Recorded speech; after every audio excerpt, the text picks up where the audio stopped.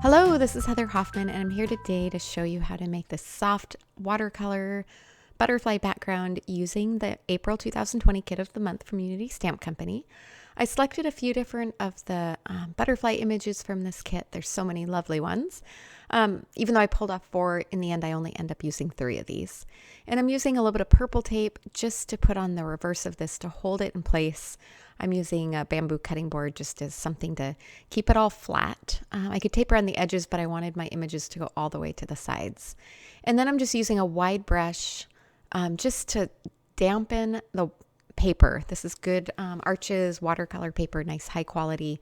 I didn't want standing water on the watercolor paper, but I did want it slightly damp. And then I kind of dried it a little too much, so I misted a bit more water on and then kind of blotted off any extra. But basically, I just wanted that paper damp. That way, as I stamp this with these distress inks, because they're water reactive, they're going to kind of just soften and blend ever so slightly. I didn't want them to bleed all over the place and lose the detail of the butterfly image, but I did want it to have a really soft, just a soft look, and I love the way the colors react with the water.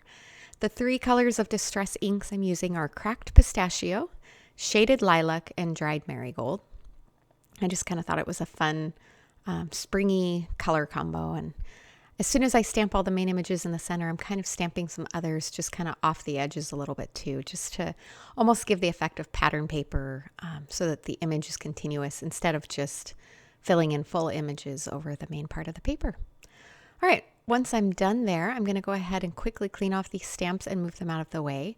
And then I'm going to keep these clear blocks here, and I'm going to smoosh my ink pads in the same colors onto that clear block, add a little bit of water with a small brush, and then I can add some splatters with these same colors. It'll kind of color coordinate the splatters to add a little bit of texture to my background. Nothing much, but it's just, it adds to that watercolor effect a little. And especially since I kept these images detailed enough and they didn't bleed all over, the droplets kind of help add a bit of a whimsical feel to it. All right, once I have those all done, I'm just going to peel that tape off of the back to get that out of the way. You could set this aside and just let it dry naturally. I was a little bit in a hurry when I did this. I was running behind. So I decided to go ahead and set it with my heat gun. If you do that, it's good to kind of switch back and forth between the front and the back. It'll help your watercolor paper end up a little more flat than it would if you only dry from one side. All right, now my image. This is from the same April 2020 Kit of the Month. And it's such a beautiful image and so perfect for this time. And I already have it stamped on some vellum. I went ahead and folded it over around the back so I could adhere it from the back and tore that right edge that you can see there for a bit of texture.